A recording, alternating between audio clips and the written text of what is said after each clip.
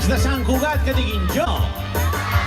Els que tinguin ganes de fer festa que diguin jo.